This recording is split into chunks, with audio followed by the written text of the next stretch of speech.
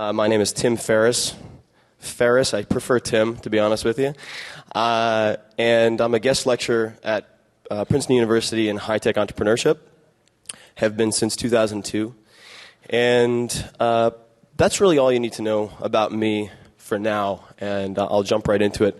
The 4-Hour Workweek is my first book, and it encapsulates my experience over the last 4 or 5 years conducting experiments around the world in what I call lifestyle design, which I view as an alternative to long-haul career planning and solves a lot of the problems that presents.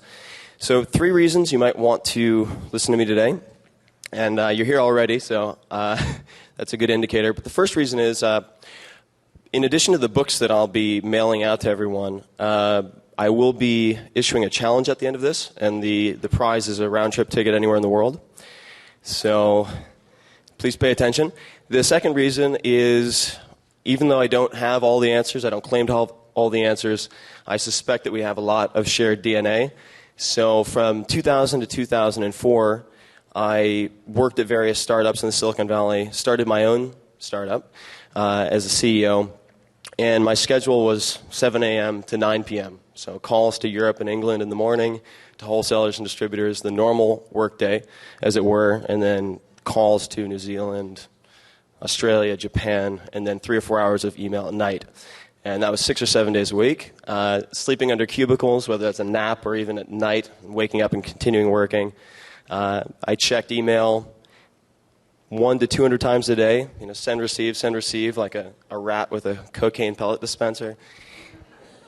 And I was proud of that. I was very proud of the fact that I was able to do that. And I was part of the overwork ethic that I think is epidemic, not only in this country but elsewhere. And the third reason is that in mid-2004, I unplugged from all of that. And I realized that it wasn't sustainable. The average worker is going to have 500 months of solid work in his or her lifetime, and it just isn't sustainable. It's not a scalable model, and I'll talk about that more. So in mid-2004, I left the United States and spent the next year and a half conducting these experiments in lifestyle design. And what that means is I went through 20 countries, 25 countries, doing everything that I'd postponed, everything I'd wanted to do but put off, waiting for retirement, essentially. And even though I was receiving about 1,000 email per week, I checked email once every 10 to 14 days. And in the process, was able to actually increase the profit of my company about 40%. So I want to talk about how that was done.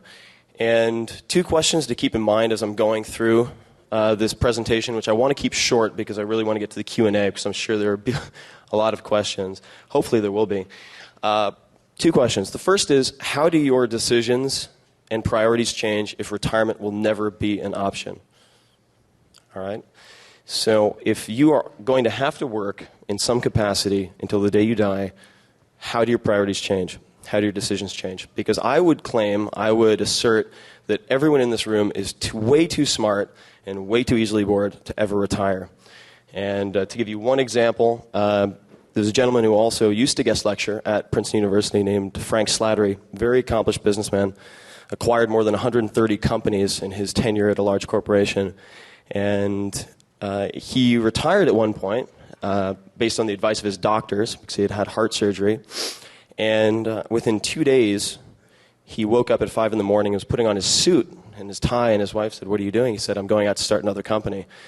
He was unable to fill that void that he had created after removing work as his identity. And that's something we really want to avoid. The reason he doesn't speak at Princeton anymore is because he had quadruple bypass surgery, and he can't do that. All right? So what if retirement isn't an option? That's question 1. Question 2 is, let's say you get what you want in the game that you're playing. Let's say that you get 10% more customers, you get 10% more email, 10% more phone calls every month indefinitely. Is your business scalable? Is your career scalable? And most important, is your lifestyle scalable? And if it isn't, when are you going to become a bottleneck? And when are you going to face imminent meltdown? So, I have a 745 slide presentation I'd like to go through. I'm just kidding. I'm not going to spend much time on the problem. Everyone here knows what the problem is, whether that's time famine or, worse yet, some sense of boredom, doing something that is tolerably uninteresting. So let me just jump through this real quickly. So I want to show you sort of the before and after in my case, and I'm sure some of you will be able to identify with this. So this is the, oh boy, here we go, tech support, first thing in the morning. I wasn't going to use PowerPoint because I hate PowerPoint, but I wanted to give you a few very basic, there we go. So I'll let you read this. I don't want to read it for you, but let's see.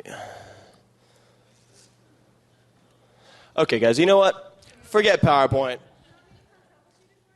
No, that's okay. I'll save you the trouble, and I'll try to do my sort of dramatic reenactment of what those cartoons were supposed to accomplish. So the first one said, "Hi, my name is Barry. I check email 200 to 300 times per day," and it was in a support group. And I'm sure most of you at some point have felt that way. And then the after was also from the New Yorker, and it was a photo of a guy, an executive, on his desk. He has a phone to his head, and he's saying, no, Thursday doesn't work for me. How about never? Does never work for you? And that's where I would like to get all of you at some point. And then the last slide was an encapsulation of what I view as the biggest problem. And it was a quote by Robert Frost, which was, "If you work faithfully 8 hours a day, one day you can become the boss and work 12 hours a day." Are you in a game worth winning? And is it scalable? I'll come back to this. So what I'm going to do is run through just a few of the principles, the commonalities I found among people who are able to really design ideal lifestyles for themselves. And that entails controlling 3 currencies in order of importance: time, non-renewable, income, and mobility. And the structure that I'm going to go through is definition, elimination, automation, and then liberation. And when I look back on my own experience, I really followed that process, and it is repeatable. And I'll give you one key concept from each, illustrate it, and then tell you exactly how you can use it as soon as you leave this presentation. So jumping into definition. Definition really entails determining what it is that you want to create from a lifestyle standpoint and how much that costs. What are the financial realities of designing an ideal lifestyle? And that requires, first and foremost, defining not only what you want, but actually, again, in order of importance, what you want to do, what you want to be, and what you want to have. I'm not going to go into too much detail here, but define also entails determining what portion of your efforts are producing the results that you want. And I just want to give one example of the 80-20 principle and how that can be applied. Some of you may be familiar with it. It's also called Pareto's principle. The 80-20 principle dictates that 20% of your actions, 20% of your inputs will produce 80% of your desired results. 20% of the people will produce 80% of the results. So looking back at my own history to give you an example of how dramatically a quantitative analysis using the 80-20 can be, in mid-2004, again, when I reached my threshold, essentially, I had approximately 120 wholesale customers. And the company I started was a sports nutrition company, handling everything from design to manufacturing to distribution through about 15 countries. And of these 120 wholesale customers, I realized that 5 of them were contributing about 95% of my profit. And because I felt as though I needed to be active from 9 to 5, I was creating activities for myself to fill that time. And the remaining 115 were only contributing about 5%, but I was spending all of my time chasing them. So what did I do? I took all of those non-productive customers and put them on a holding pattern, which meant that they could place orders, but I would not contact them by email or phone. I would not chase them. Not only that, but I would make it actually more difficult for them to order. Now, why would I want to do this? And what I did is I required them to actually print out, fill in a form, and fax it to me as opposed to making phone or email orders. I did this to filter my customers so I would have low-maintenance customers. Because what you're after is not more customers necessarily, but more income. And then I focused on taking those 5 most productive customers who never complained, always paid on time, never required any management, finding the commonalities and duplicating them. So in the process, I was able to cut my time down from about 60 hours per week with the wholesale accounts to about 2 hours per week. And was able to increase profit from that wholesale division about 20% within the first 2 weeks, just with one additional large profile customer. And you can apply this not only to customer base, you can apply it to your suppliers, you can apply it to your personal activities. So you need to do a time audit, just as though you would determine where you're consuming calories when you're on a diet. You need to know what those sources are. So really sit down and see how you're spending your time. And the question you need to ask yourself, there are really 2 questions. The first is, what 20% of my activities are producing the 80% of what I'm trying to accomplish? And you really want to ruthlessly eliminate everything else possible. And some of those things will be minimally important, but they're not important enough to spend your time on. Focus on duplicating your points of strength and what's really producing results. The second question is, what 20% of my activities, of the people I'm involved with, are producing 80% of what I don't want?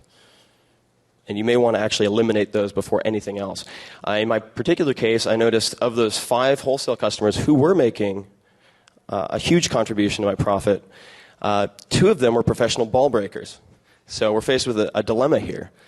And that is they're contributing quite a bit of money, but there was a huge negative carryover. I took their insults, their browbeating, and it carried over into my personal life. Just had a lot of anger and anxiety with me at almost all times because of this. So I fired those 2 customers. And I would encourage everyone to fire more customers. And the way I did that was I sent them an email, both of them, and I said, unfortunately, it doesn't seem as though our work styles are compatible. I would love to continue working with you if the following conditions are met. No insults, no profanity. If that's the case, look forward to working with you. If not, best of luck. Take care, Tim Ferriss. One of them left, never to be heard from again. And the other shaped up immediately and was placing twice as much orders on a monthly basis. So that's one piece of definition. Another principle that I'll let you do a little bit of homework on yourself that I can't go into too much detail here is called Parkinson's Law. And Parkinson's Law was introduced to me by Ed Shao, who was my professor at Princeton before I came back to speak at his class. And Ed Shao is someone you should know. Ed Shao was one of the founding fathers of Silicon Valley. But he was on the congressional side. He actually lobbied to have the capital gains taxes lowered so all the investment came in. And taught at Stanford Business School when he was 23, which he's in his mid-60s now, very uncommon. In any case, one of his guiding principles in life had been Parkinson's Law. And Parkinson's Law dictates that a task will swell in perceived complexity and importance in direct correlation to the time that you allot it. All right? So what we find is there are actually 2 ways to dramatically cut down the amount of time necessary for any task and to increase your results dramatically. The first is you limit the tasks to the important so they don't take much time. That's the 80-20. And then the Parkinson's Law is you limit the time so that you limit yourself to the truly important. Okay? So moving on to the next, which is elimination. This is probably my personal favorite. Time management, just a few words on time management. I don't think it works. I think that there is an efficiency epidemic among intelligent people, especially among technologists, to focus on how to do things better as opposed to what to do. I think there's a limit to the amount of information that you can organize. I prefer to eliminate as many inputs as possible. So, elimination, what I'm going to talk about just briefly, and this will be one example, is what I call batching. And I'll use this in the context of email. So if you've ever ordered T-shirts or had anything printed, the cost for, let's say, printing 3 T-shirts might be the same as printing 20 T-shirts. The reason being there's an inevitable setup cost involved. And that's the same with any task. The average American worker spends 24% of his or her time simply in between tasks, task switching. And once interrupted, 40% never go back to their original task and complete it. They move on to yet another task, another task, another task. And this is how you end up with 20 windows open on your computer. So batching involves letting similar tasks accumulate and then performing them at very limited times, as infrequently as possible to accomplish what it is you need to accomplish. And for knowledge workers, which all of you are, who spend at least 25% of your time on email each day, email is going to be the single biggest turning point that you can affect directly. So what I would recommend, if you guys are listening instead of twittering, is that you set an autoresponder on your email. And one of the major keys to achieving a 4-hour work week, which is, it's not a misnomer, it's not a typo, this is possible, is managing expectations of those around you and training the people around you and your boss, if you have one, to obey those rules that you set for yourself. So the autoresponder would go something like this, and I've used this on many occasions. Dear colleagues, thank you for your email. Because of extremely high workload and pending deadlines, in a move to efficiency and effectiveness, I will be checking email at 11 a.m. and 4 p.m. Pacific Standard Time, or whatever your time zone is. If you have a question that requires an immediate response before one of those 2 times, please call me on my cell phone. Also, if your email does not contain a question but is a confirmation or a statement, I will not respond. Please don't be offended. I appreciate it. Smiley face, exclamation point, however you want to make that appear very friendly. Thank you for your understanding, Tim Ferriss. If you make that one change and you stick with it, the quality of life that you experience will change so dramatically that you will wish you'd done it years sooner. It doesn't have to be twice a day. I recommend twice a day for a few reasons. You need to let email accumulate. One of the worst habits you can get into is checking email first thing in the morning, because first of all, chances are not many people have replied. Second of all, you scramble your brain with a collection of disorganized ideas and unrelated ideas. So let your email accumulate. Focus on getting the one most important task that you've identified through 80-20 done before lunch, so you can't postpone it and use that as an excuse. So really, elimination is about focusing on the crucial few instead of the trivial many. And most things, the most important thing that I learned from Ed Chow was that most things don't matter at all, and almost all the rest matter very, very little. So moving to automation, this is something that I've experimented quite a bit with in the last 3 or 4 years. Of those remaining tasks, so you have determined what your most valuable inputs are, you've eliminated as much as possible.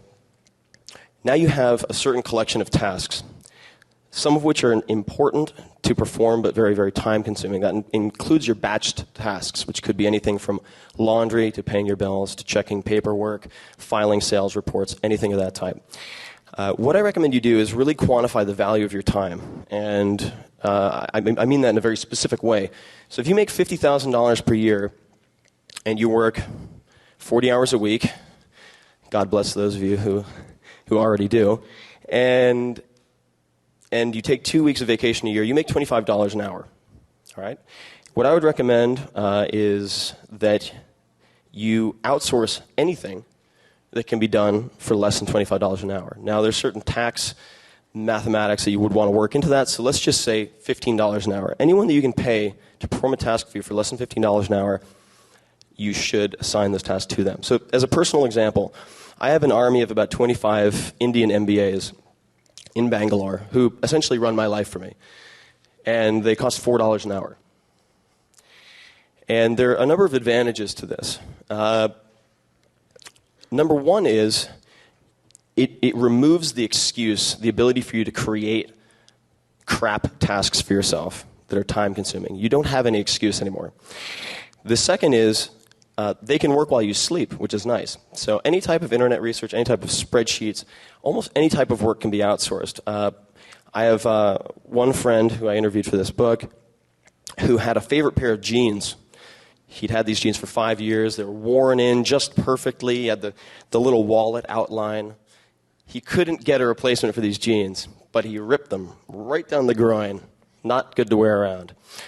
And he sent these jeans to his group of professional virtual assistants in India, and they had them replicated. He had people his size wearing them, putting a wallet in, replicating the jeans exactly. And if you go to 4hourworkweek.com, there's a sample of Outsourcing Life, the chapter, and there's a bit by A.J. Jacobs, who's the editor-at-large of Esquire. It's hysterical, absolutely hysterical. But this alone has saved me an immense amount of time. And so automation, thinking in terms of rules that you can set for yourself as opposed to responding in a culture of urgency. Okay, the last piece is liberation. And this is a two-part portion. The first element of liberation is creating mobility. So mobility, if you recall, is the third ingredient, the third currency of ideal lifestyle design. And for entrepreneurs, how many people are entrepreneurs in the audience as opposed to employees? Okay. How many people are employees or have their time set by someone else? Okay. So entrepreneurs have the hardest time with automation because they fear giving up control. I'm an awful micromanager. This took me a long time to learn. For employees, on the other hand, they tend to fear taking control. So liberation, from a mobility standpoint, getting out of the office is very intimidating for them. Before you can automate fully or eliminate as an employee, you have to get out of the office, at least part-time, because if you're only working 2 hours a day but you're still stuck in the office, that's no fun at all. You just end up surfing the web all day, which honestly is overrated in my opinion. So there are a couple of approaches to doing this. It can be pulled off, and it can be pulled off very, very, very, very well. One key principle in doing this and almost anything else in life is not asking for permission or tripping over chairs, but begging for forgiveness. So I'll give you a very good example. There's a case study that I did with a gentleman. He's early 40s. Lifetime employee at, we'll say, HP. It's actually a company much closer to Austin. And he's a lifetime careerist. He has no desire to start his own company. He does not have the risk tolerance for it. There was a problem, though. 2 years ago, he met a wonderful woman and he wanted to propose. The problem was she lived 5,000 miles away in China. And he had actually met her on a tech support call that they'd made to a client base in China. So he used what I call the hourglass approach to earning his mobility. What he did is he created an emergency that would take him out of the office for 2 weeks. He said, I'm really sorry, this is the situation. I have a family emergency, or I need to install my DSL, whatever your excuse might be. I need to take 2 weeks out of the office. I recognize that I need to continue working. I don't want to take vacation days. This is how I propose we do it. Notice, this isn't a can I do. This is I need to do. How will we do it? And he took those 2 weeks. Beforehand, I should note, he worked each Saturday for about 3 weeks to make sure that all the communications worked, that he could actually work remotely and he had the discipline to do so. Then he took 2 weeks and he went to China. And he had all of his support calls routed to his fiance's phone.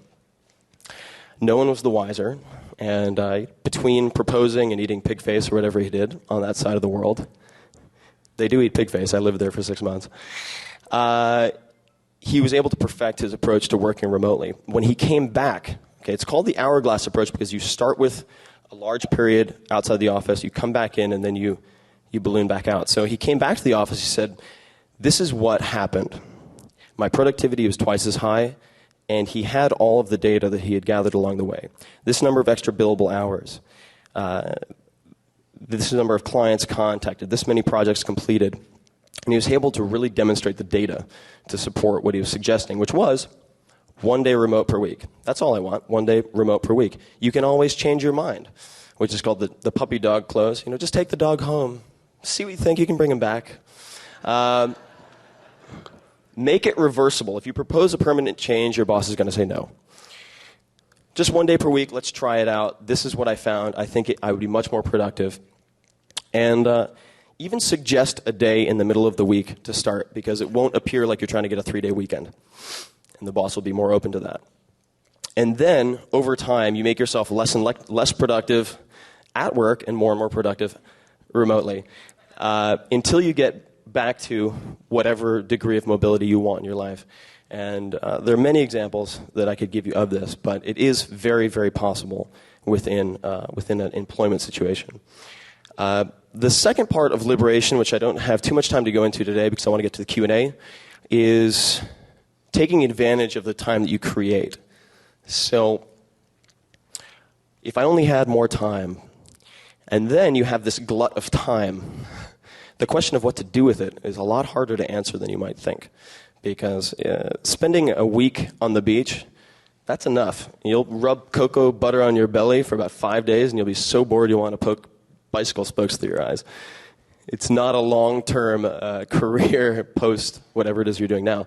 So just to give you a personal example, the first day that I left the country, so how did I begin my lifestyle design experiments?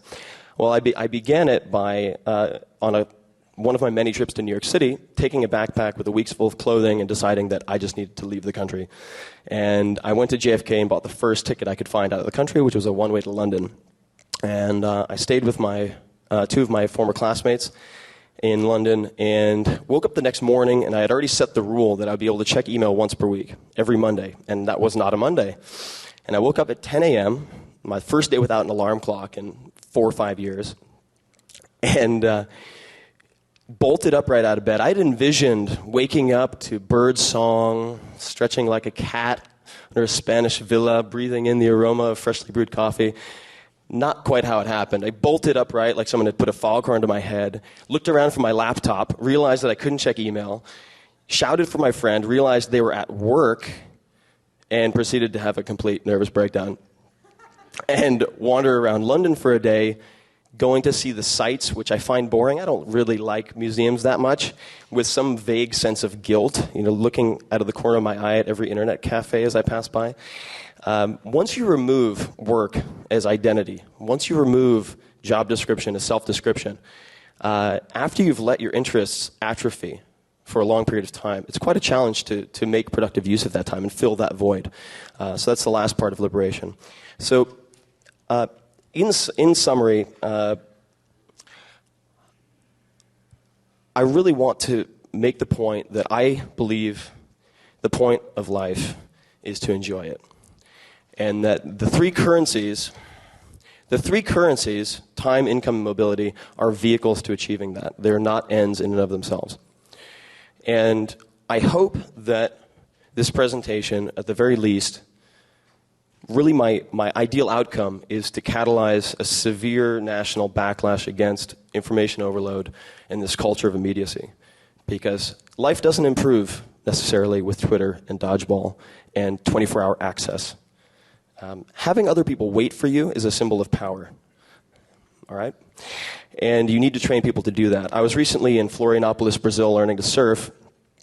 And beautiful place. I recommend it. A lot safer than Rio. And I was going through the airport on my way back to the U.S., and there was a huge 20-foot advertisement. And it was for a BlackBerry, a brand new BlackBerry model in Brazil. And the title was, "Now your email can find you anywhere in the world." And that's my idea of hell. I really encourage you to focus on the critical few and ignore the trivial many.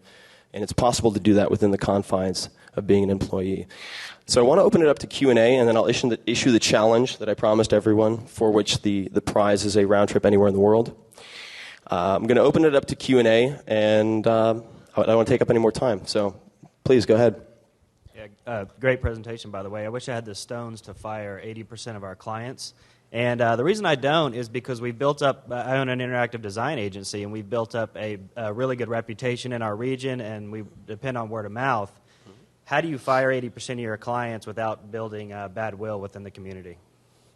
No, that's a very good question. Really, fire is a strong word. And what it comes back to is when you start a company, your objectives are often very, very clear. I'm starting this business because I want to be more independent. I'm starting this business because I want to control my time. I'm starting this business because I want to be respected in community X.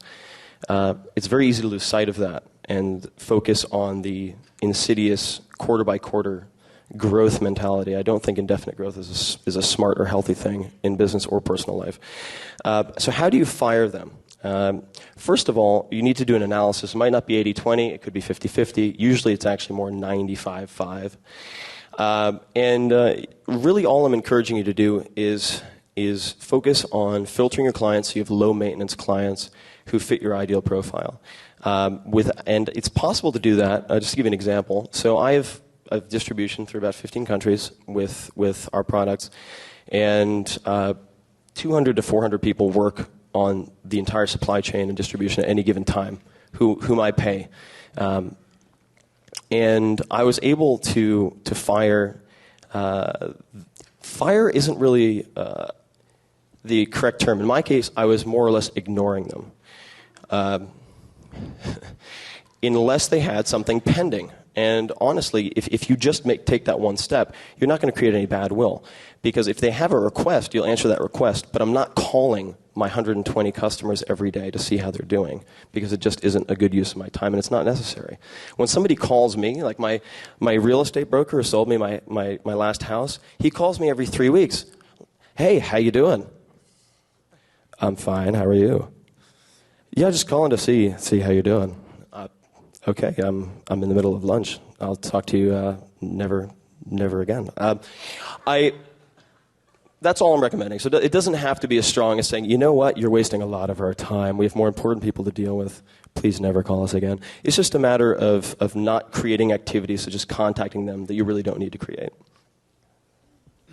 All right, Tim, so you have a team of Indian MBAs who run the details. What happens when they read your book?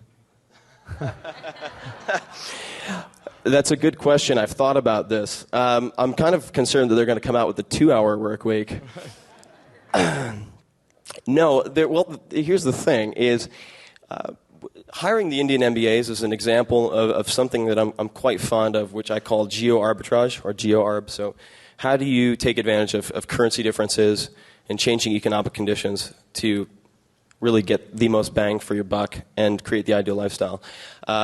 When Estonia is cheaper than India, I'm going to go to India. And right now, India, they can't really outsource to anybody else. I mean, they could try, but they're going to have trouble beating the rates they're already offering me. But it's a fair question. I was wondering about meetings. So do you like have rules set up for running efficient meetings, or do you just patch them through to Bangalore? Like, but you know what I mean? Like, I do. Okay, so no, that's a very good question. I should say that my entire company is a virtual architecture at this point. I shifted everything in the process of decreasing my hours to a virtual architecture. So I've actually, in 6 years, never met any of the main people that I work with. Now, that having been said, just general rules for meetings. The first thing is you shouldn't have a meeting to decide what the problem is. You should have a meeting to solve that problem. So whenever someone contacts me, I've had fewer than 10 in-person meetings in the last 5 years, probably, and very few conference calls. So a couple of things. Keep them very, very short. None of my conference calls or meetings run more than 30 minutes. Define the problem in advance. So if someone says, hey, let's jump on the phone to hash things out, I say, great. Send me an agenda. What are the topics you want to cover? What are the questions that you have for me? Because I want to prepare, and I never have conference calls without preparing. And the second thing is define an end time. So it's very, very common to plan meetings. Okay, we'll have a meeting at 11 o'clock, and before you know it, holy crap, it's gone to 2 p.m., and I haven't had anything accomplished today. So those will be my two main recommendations. But There's a quote by Dave Barry who says that in corporate America it's popular to have meetings because they can't actually masturbate. And I tend to agree with that. But no, it's a good question. Thanks. Hi. I think I have two questions. I'm not sure if I want to ask the second. But the first is about transparency. And I have a production assistant. She's actually fantastic. And she's taken over a lot of work for me. And at this point, I've put my clients directly in contact with her. So they CC me and her on their requests. And that works out okay. And I'm just wondering how you handle that sort of like, actually Amy does that kind of thing.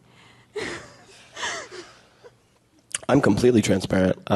If you send an email, if you want to see a good autoresponder, send an email to timothy@brainquicken.com. That's one of the products that I'm involved with.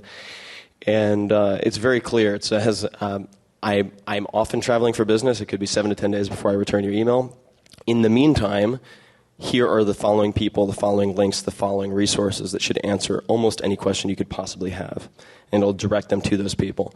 And outsourcing is so ubiquitous that I am not embarrassed at all to admit that I use an outsourced fulfillment company, for example. Dell ships many of its products from the same fulfillment company that I use. And for those of you familiar with Xbox, Microsoft doesn't make that. Flextronics makes that. And the top 12 brands of mountain bikes in the U.S. are all made by the same 3 or 4 plants in China. Now, if you're Cannondale, let's say, you might not want to admit that, but I think as a smaller operator, you can actually spin it so that you seem very smart. If you say, look, that's not my core competency, I'm focusing on doing this for you, and contact so-and-so at Group X who will be able to handle that for you. So I'm completely transparent, 100%. Okay, so just to continue with that, then how do you deal with, say, in my case, I want to increase the rate that I charge this client. Mm-hmm. So how do you pawn it off to a subordinate while charging them more? Yeah. Well, I'll tell you what my PR firm did to me. They say, no, when you hire us, you're not just working with me, you're working with our team. And we're bringing on the breast and brightest. My goodness, where's my mind? I'm sorry. So that's how I would approach it. You're recruiting a team instead of just me. Hello. So with your email autoresponder, it says if you send a statement, don't expect really to hear back, which makes sense efficiency-wise. But then what do you say for relationship management? I mean, do you think relationship management borders on the real estate guy calling you being like, hey, how's it going? Is that...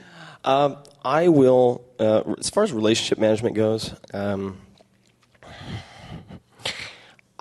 believe there are very few relationships that are the critical relationships. That doesn't mean that you're rude to other people, but I think that email has reached a critical mass where people are now ignoring email. If you want your congressman to respond to you, you send them a handwritten letter. It's almost come full circle. So email, I think people expect a certain degree of I wouldn't say coldness, but sort of brisk efficiency in email. And there was a great panel yesterday on the entirety of email, and I can talk to anybody more about that later. But for relationship management, I call people on the phone when I have something interesting or important to tell them or ask them. And I also help my clients who are important to me as opposed to just checking up to see how they are. So I will actively look within all of my contacts to see if I can make introductions between my most important clients. I have one of my partner companies is a $70 million company, and they're trying to liquidate some of their company to create working cash for the founders, and I introduced them to a private equity manager. And those are the types of things that I handle by phone call, very infrequently, so that when you do call them, they know it's important, they pay attention, they don't ignore you. I was just messing with you last time, man. I have a real question this time. You said that you should eliminate what's not important and focus on what's important, which is obviously great advice. I give it to people a lot too.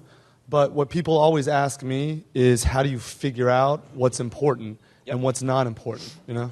No, it's an excellent question, and it's something I like to talk about, so thanks for bringing it up. There's a gentleman named Arthur Jones. He's the founder of Nautilus Company. probably the smartest exercise scientist of the last 100 years, I would say. Also the founder of MedX. He's actually on the Forbes 5, I think he was on the Forbes 400 list at one point. Very smart guy. And he said, if you can't measure it, you don't understand it. If you can't measure it, you don't understand it. And Peter Drucker also said, what gets measured gets managed.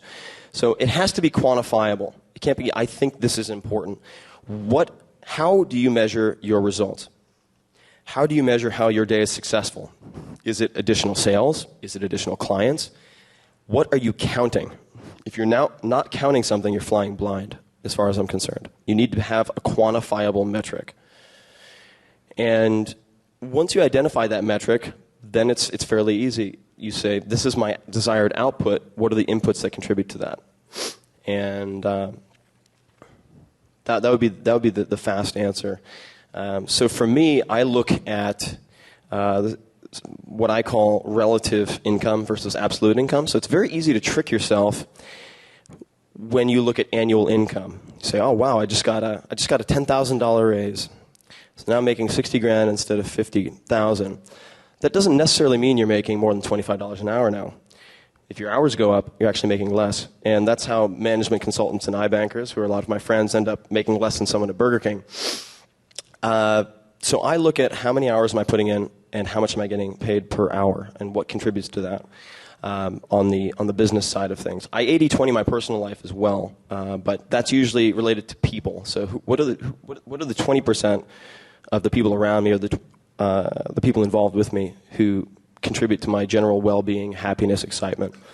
And I'm pretty ruthless with my social encounters too. If you really want a scalable life and you want to achieve what it is that you've set in front of yourself in your personal and business life, you have to be very ruthless with that type of elimination. So quantifiable metrics. You need to identify what your desired output is. Sorry to ask so many questions. This one's kind of, I don't know if I should ask it, but would you take me on as an intern? Sure. I'll give you $4.50 an hour. Well, it's only 4 hours a week, right? Well, see, my work week is 4 hours a week because I make your week No, 300 hours per week. I meant a mentorship, actually. Okay, yeah. No, let's talk about it. Let's talk about it. No, if anybody's interested in being involved with the book launch, it's going to be a very, very exciting time. So please let me know. Yeah, absolutely. Let's talk. And then maybe I'm cutting to your punchline or something, but you mentioned you could get a flight anywhere for free. Yes. Okay. So here's. Wait, but you had a technique for doing it, or is this a challenge?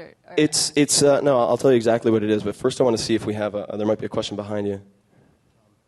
A quick question. You mentioned certainly with your knowledge and experience, you certainly leverage that in life. But are there any other tools that you leverage? Like, you said you don't really like time management, but there's like calendar and planners and PDAs and any other tools besides the knowledge and experience. Sure. No, that's a good question. Hold on a second. I'm going to dazzle you guys with my technological sophistication. Hold on a second.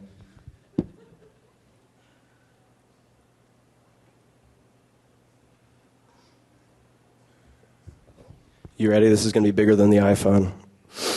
All right. This is the first PDA I've ever owned, and I bought it a week ago. It cost me $99. It's the Palm Z22, I believe. And the only reason I bought this was to have a backup of my Outlook calendar and contacts. And the one criterion that I had for PDA was that it did not have internet access. So as far as what I leverage,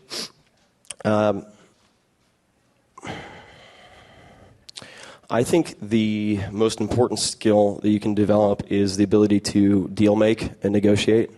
Doesn't matter if you're a technologist, doesn't matter if you're an employee.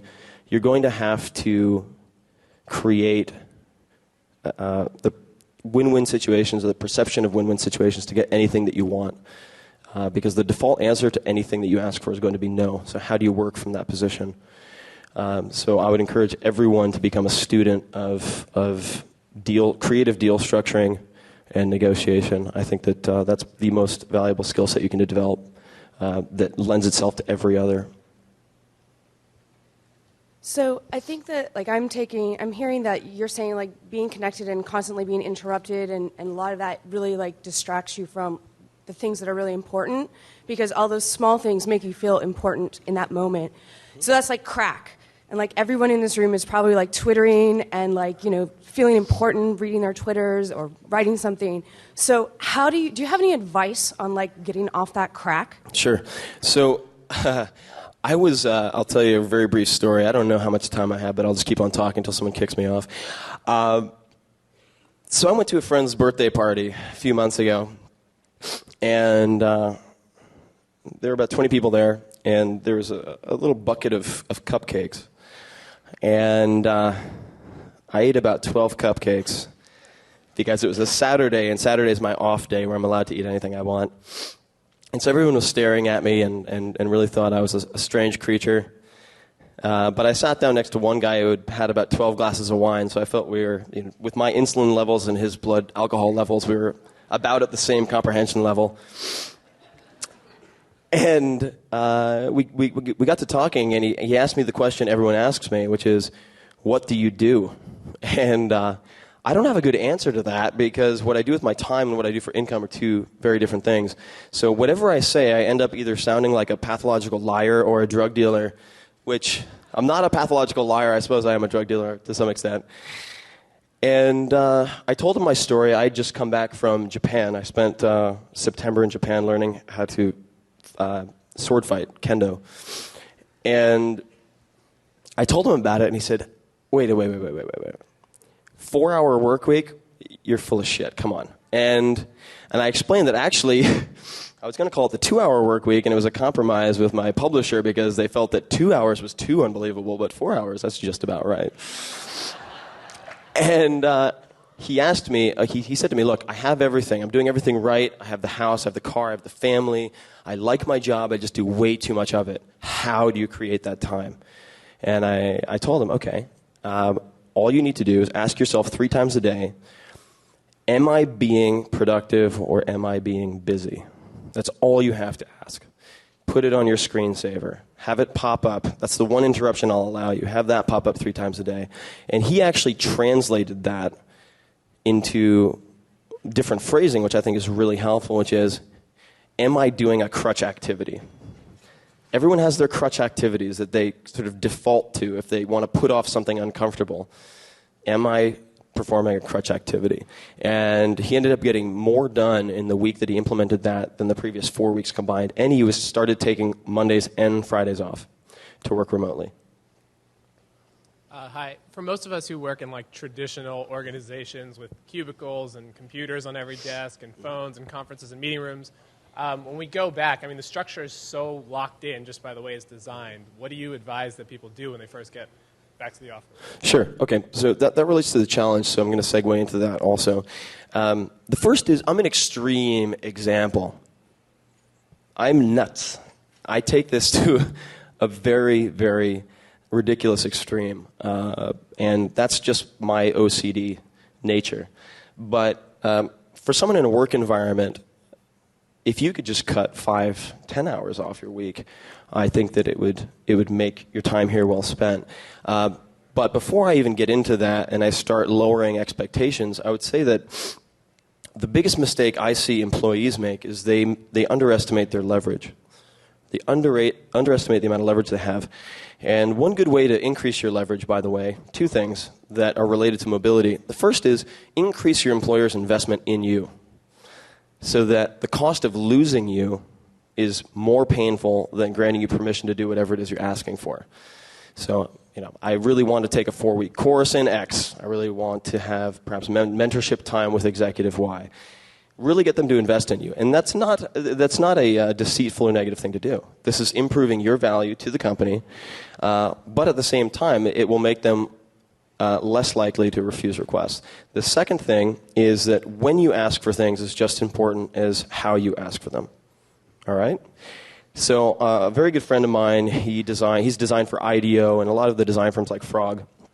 And he just doesn't stand up for himself. And he was recently given a BlackBerry. And I was with him when this happened. It was a Saturday night. And his immediate boss sent him an email. Received it on his BlackBerry, but we were just going into the subway.